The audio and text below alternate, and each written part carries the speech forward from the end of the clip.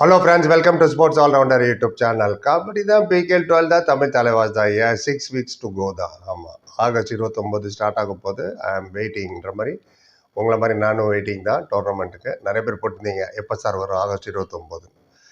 Right, எல்லாம் assemble ஆகிட்டாங்க. Team பார்த்துருப்பீங்க. ஜூலை 10லேருந்தே ப்ராக்டிஸ் ஸ்டார்ட் பண்ணிட்டோம் அப்படின்னு சஞ்சு பலியான இன்டர்வியூவில் சொல்லியிருந்தார். வாழ்த்துக்கள், best wishes and practice makes a man perfect அப்படி ஒரு வேர்டிங் இருக்குது இங்கிலீஷில், ஒரு ஃப்ரேஸ். அதாவது எவ்வளோக்கு எவ்வளோ ப்ராக்டிஸ் பண்ணுறேன் அவ்வளோக்கு எவ்வளோ நல்லது அப்படின்ட்டு. ஸ்ட்ரெயிட்டாகவே நேராக போய் காரை விட்டு இறங்கி இல்லை ஃப்ளைட் விட்டு இறங்கி கிரவுண்டில் போய் விளையாட முடியாது. அது எந்த ஸ்போர்ட்டாக இருந்தாலும் சரி.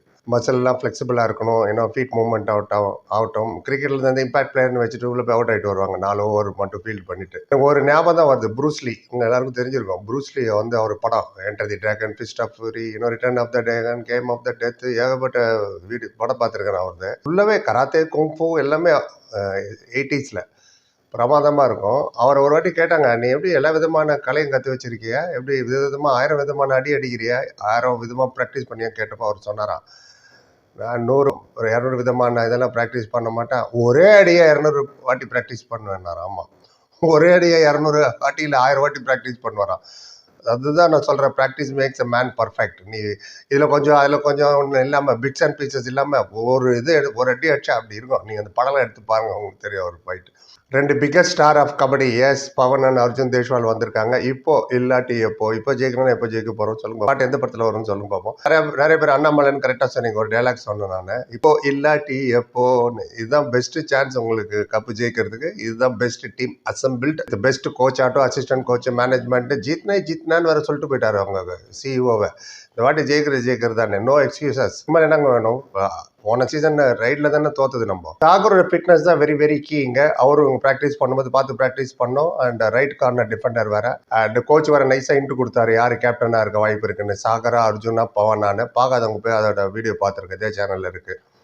அது இவரோட இன்டர்வியூ சஞ்சீவ் பலியான் அதில் சொல்லியிருக்காரு, அதை டிரான்ஸ்லேட் பண்ணியிருக்கேன். ரைட், நம்ம டிஃபெண்டர் நிதிஷ்குமாரை பற்றி கவலைப்பட வேணாம். ஆல்ரெடியே பெஸ்ட் டிஃபெண்டர் அவார்டு வாங்கி வச்சிருக்காரு போன சீசன். ஃபஸ்ட்டு சீசனை கேப்டன்சி வேறு பண்ணார் கடைசி 7-8 மேட்ச்சில். எல்லோரும் ஃபெயில் ஆகும்போது ஒத்த ஆளை தனியாக நின்றார் அவர் மட்டும். அதை பற்றி கவலைப்பட வேணாம். இங்கே சாகரோட பர்ஃபார்மன்ஸோ நிதிஷ்குமாரோட பர்ஃபார்மன்ஸோ. ரைட், அதுக்கு முன்னாடி சேனலை கான்ட்ரிபியூட் பண்ணவங்களுக்கு தேங்க்ஸ் சொல்லணும், அது ரொம்ப முக்கியம் அந்த பர்ஃபார்மன்ஸு. எஸ், ஜெசம் முருகன்றவர் அகெயின் 40 rupees கான்ட்ரிபியூட் பண்ணியிருக்காரு. Thank you so much Murugan. அப்புறம் ஈஸ்வரமூர்த்திங்கிற ஒரு 40 rupees திரும்பவும் கான்ட்ரிபியூட். Thank you so much.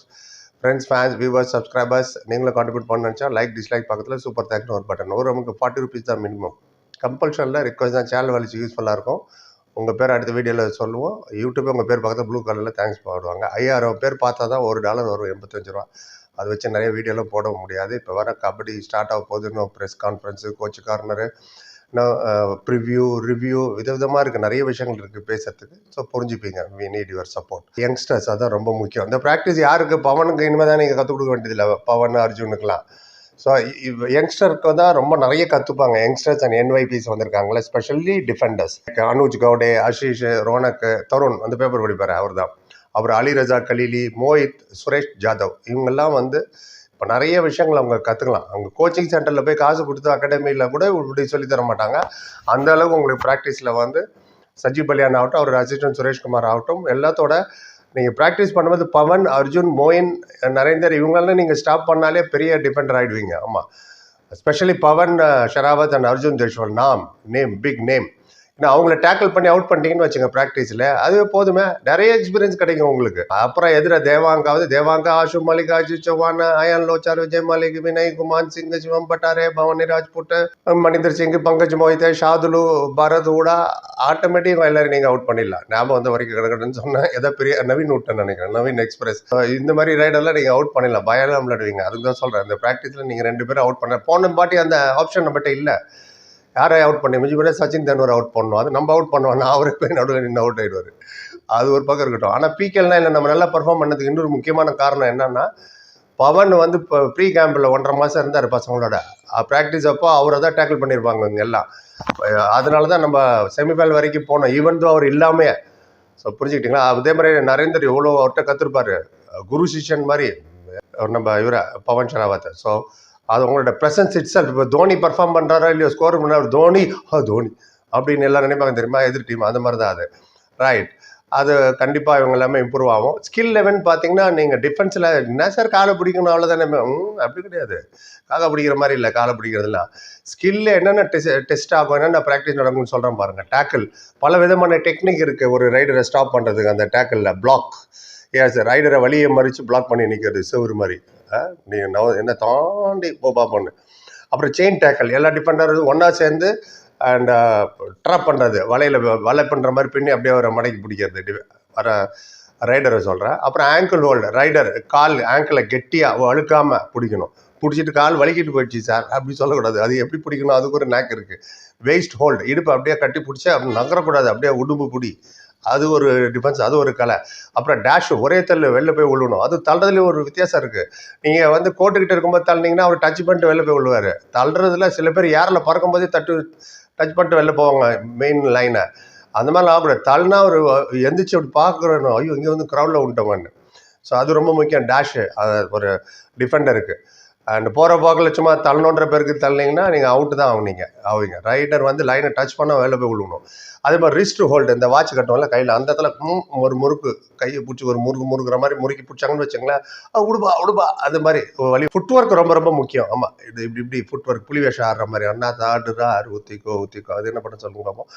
அந்த மாதிரி ஃபுட் ஒர்க் நீங்கள் வந்து எதர் சைடு ரெடியாக இருக்கணும். ரைட்டில் லெஃப்ட்டில் டபாயிறதுக்கு இப்படின்னு. நான் வந்து ஒன்லி இங்கே தான் விளையாடுவேன் அப்படின்னு இல்லாமல் அந்த ஃப்ளெக்சிபிலிட்டிஸ் ரொம்ப ரொம்ப முக்கியம்.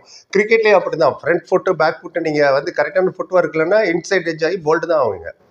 பேட்டில் பட்டு உள்ளே போய் போல்ட் ஆகி பார்த்துருப்பீங்க, டேரெக்டாக போல்ட் ஆகாமல் இன்சைட் எட்ஜ். அதெல்லாம் காரணம் தப்பான ஃபுட் ஒர்க்கு. ஸ்டம்புக்கு கிட்டக்க நின்று நீங்கள் வச்சுங்க 8 விக்கெட் ஆகிடுவீங்க. அந்த மாதிரி ஃபுட் ஒர்க்கு இருக்கக்கூடாது. ஸோ டேக்கிள் பண்ணும்போது வெரி வெரி இம்பார்ட்டன்ட் ஃபேக்டர் உங்களோட ஃபுட் மூவ்மெண்ட், அதான் ஃபீட் எப்படி மூவ் ஆகுது, அப்படியான கம்யூனிகேஷன் ரொம்ப முக்கியம். ஆமாம், நான் ஃபோன் பண்ணி பேச சொல்கிறீங்க, அந்த கம்யூனிகேஷனில் இங்கேருந்து அங்கே உள்ளே இருக்க அந்த மேட்ரு அப்படி வரப்போற அப்படி வா. ஸோ அது ரொம்ப முக்கியம். நீங்கள் வாயில் உதராவுன்னா ரைடருக்கே புரிஞ்சிடும், உதராவுன்னா கண்ணால். ஏன்னா அது ரொம்ப முக்கியம். கிரிக்கெட்டோட மாதிரி நீங்கள் பார்த்துக்கோங்க, தூசரா பேக் தீசரா பேக் நம்பர் 7 நம்பர் 8 அப்படின்னு சொல்லுவாங்க. பேட்ஸ்மேனுக்கு புரியாது, ஆனால் கீப்பருக்கு புரியும் எப்படி பால் வரும்னு. அது ரொம்ப முக்கியம், வெரி வெரி இம்பார்ட்டன்ட். ஸ்டெமினா ரொம்ப முக்கியம், உடம்புல ஸ்ட்ரென்த் இருக்கணும். அது அஜைல், அப்போ தான் உங்களோட மூவ்மெண்ட் வந்து ரொம்ப ஃப்ளெக்சிபிளாக இருக்கும். இப்படி டபாய்க்கிறதுக்கலாம். எல்லாத்தோட மென்டல் ஸ்ட்ரென்த் ரொம்ப ரொம்ப முக்கியம். மைண்டு ரொம்ப வேறு ஸ்ட்ராங்காக இருக்கணும். எதுக்கு சொல்கிறேன்னா, எதிரை வந்து அதுக்கு தான் உன்னால் முடியும் தம்பின்னு நான் சொல்கிறது. உன்னால் முடியும், அது ரொம்ப முக்கியம். மைண்டு மென்டல் ஸ்ட்ரென்த் ஏன் சொல்கிறேன்னா, எதிராக தேவாங்க வந்துட்டார்ப்பா, நவீன் வந்துட்டார்ப்பா, ஆஷு வராருப்பா, ஷாதுர் வராருப்பா, ஐயோ இவர் பிடிக்க முடியாதுப்பா, என்ன பண்ண முடியும்னு நீங்கள் மைண்ட்லேயே நீங்கள் தோற்றுருவீங்க. அது கூட ஸ்ட்ராங்காக இருக்கணும். யார் வந்தால் என்ன, உன்னால் முடியும் தம்பி, தும் கர் சக்த அப்படின்னு சொல்லியிருக்காங்கன்றது மைண்ட் செட் இருக்கணும். அண்ட் ரைடருக்கு என்னென்னா ஏதோ அது சொல்லிட்டு அதையா பாக்கி வைக்கிற ரெண்டுங்களா எனக்கு தெரிஞ்சதை சொல்கிறேன். ரைடருக்குலாம் நான் என்னத்தை சொல்லிக் கொடுக்குறது, பவன் ஷராவத், அர்ஜுன் தேஷ்வாலுக்கலாம். இது பொல்லாடு போய் ரோஹித் சர்மாவுக்கு சொல்லிக் கொடுக்குற மாதிரி, சூரியகுமார் அதோட எப்படி பேட்டிங் பண்ணுன்னு. ரைடருக்கு மெயின் வந்து ஃபுட் ஒர்க்கு, ஹேண்ட் டச்சு, ஸ்லைட்டாக போய் டிஷர்ட்டில் தொட்டு ரீப்ளே போட்டு பார்த்தா தெரியும், ஆமாப்பா அவர் நகம் போட்டுடுச்சுன்னு. அதே மாதிரி டோ டச்சு, ஃபுட் ஆர் லெக்கில் டூப்கி, எகிரி குதிக்கிறது. எங்கள் ஊரில் ஆற்றுலலாம் நாங்கள் குளத்தில் குளிச்சு பழக்கம், ஆற்றுல குளத்துலலாம் அப்படியே சொருவல். கிக்கு, மோஹித்தை ஞாபகம் வச்சுங்க, அந்த கிக்கு தான். மோஹித்தை யூபிஓதாக எதிராச்சாலே டை பிரேக்கர், குவார்டர் ஃபைனல் நினைக்கிறேன், பிக்கெல்லாம் அந்த கிக்கு. லயன் ஜம்ப், அப்படியே பவர்ஃபுல்லாக முதுகை பிடிச்சி ஒரு ஆமுகாமிக்கு ஒரு ஜம்ப் பண்ணுவார் பவன், பார்த்துருப்பீங்க. அதுதான் லயன் ஜம்ப். ஃப்ராக் ஜம்ப், அப்படியே துள்ளி போய் வைப்பது, குயிக்காக லோ ஜம்ப், கிட்ட போய் அவாய்ட் பண்ணி ஃப்ராக் ஜம்ப் அப்படி ஒன்று இருக்குது. ஆமாம். அப்புறம் agile, as I side either side quick movement இருக்கணும். குடுக்குன்னு நடுவில் ஓடி போய் நின்று அப்புறம் பார்க்கக்கூடாது. இப்படி போன சீசன் ஒருத்தர் பண்ணார், யார் சொல்லுங்கள் பார்ப்போம், கரெக்டாக ரைட். அதே மாதிரி எம்டி ரைடு இருக்கக்கூடாது. இதெல்லாம் கற்றுக் கொடுப்பாங்க. How to take bonus point எப்படி, ஃபஸ்ட்டு போனஸ் எடுத்து வச்சுட்டு அப்புறம் யோசி என்ன பண்ணணும்னு. டூ ஆர் டை, ஏன் எப்படி அப்ரோச் பண்ணணும், ஏன் அந்த சுச்சுவேஷனுக்கு வரணும். ரைட், எனக்கு தெரிஞ்ச கோச்சிங் ஸ்கில்ல சொல்லிட்டேன். இதான் நடக்கும்னு நினைக்கிறேன் ப்ராக்டிஸில். இது இல்லாமல் வேறு ஏதாவது இருந்தால் சொல்லுங்கள், நானும் தெரிஞ்சுக்கிறேன், யோசிச்சு தெரிஞ்சுக்கிறோம். அப்டேட் பண்ணிட்டு கிவ் மீ வேல்யூபிள் கமெண்ட். பொறுமையாக பார்த்து நன்றி. Like, comment, share and subscribe பண்ணி சந்திக்கிறேன். Thank you so much.